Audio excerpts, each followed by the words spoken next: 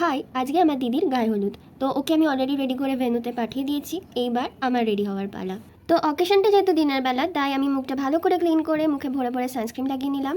তারপর প্রাইমার লাগিয়ে আমার 3 দিন না ঘুমানোর ফলে চোখের তলায় যে ডার্ক সার্কেলসগুলো পড়েছিল সেগুলো কালার কারেকশন করে নিলাম। হ্যাঁ, ঠিকই শুনেছো, 3-4 দিন ধরে আমার ঠিক করে ঘুম হচ্ছে না, কারণ বাড়িতে কিছু না কিছু অকেশন লেগেই আছে, যার ফলে ঘুমাতে যেতেও অনেক দেরি হচ্ছে আর ঘুম থেকেও অনেক তাড়াতাড়ি উঠতে হচ্ছে। কিন্তু আমি একটু এই বিষয়টাতে বিরক্ত বোধ করছি না, আমি বরঞ্চ ব্যাপারটাকে ভীষণ এনজয় করছি। কারণ বাড়িতে বিয়ের অনুষ্ঠান খুব কমই হয়, আর সেটা যদি নিজের দিদির হয় তাহলে তার কোনো কথাই নেই। তো আমি মুখে ফাউন্ডেশন লাগিয়ে কনসিলারটা কিছুটা লাগিয়ে তারপরে আমার মুখের বাকি মেকআপটা করে নিলাম। তারপর কনসিলারটা একটু সেট হতে ওটা মুখে ব্লেন্ড করে ভালো করে বেক করে নিলাম। যেহেতু এটা দিনের বেলার অনুষ্ঠান, তাই আমি আমার আই মেকআপটা একদম সিম্পল রাখছি। যে পিঙ্ক শিমারি আই শ্যাডো, তার সাথে শুরু করে আইলাইনার, কাজল আর মাস্কারা, আর ঠোঁটে নিউড শেডের লিপস্টিক। আজকে আমি খুব স্পিডে মেকআপ করছি, তোমরা দেখতেই পাচ্ছ।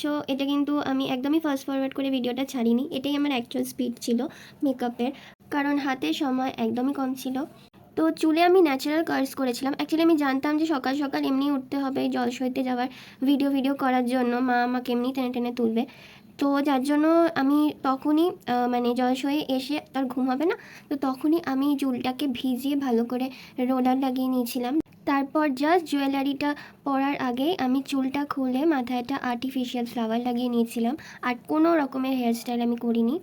আর এই যে গলার হার, কানের দুল আর আংটির সেটটা দেখছো, এই সেটটা আমি আগের বছর যখন হায়দ্রাবাদে ঘুরতে গিয়েছিলাম ওখান থেকে নিয়েছিলাম, কারণ হায়দ্রাবাদের মুক্তো তো সবাই জানে খুব ফেমাস। আর আমি যখন দিদিকে বৃদ্ধির লুকটার জন্য রেডি করছিলাম, তখন ওর ফাঁকে ফাঁকেই আমি শাড়িটা পরে নিয়েছিলাম। এটা হলো আমার ফাইনাল লুক। আলাদা করে কোনো ভিডিও ক্লিপ নেওয়া সম্ভব হয়নি, কারণ এরপরেই আমি খুব বিজি হয়ে পড়েছিলাম।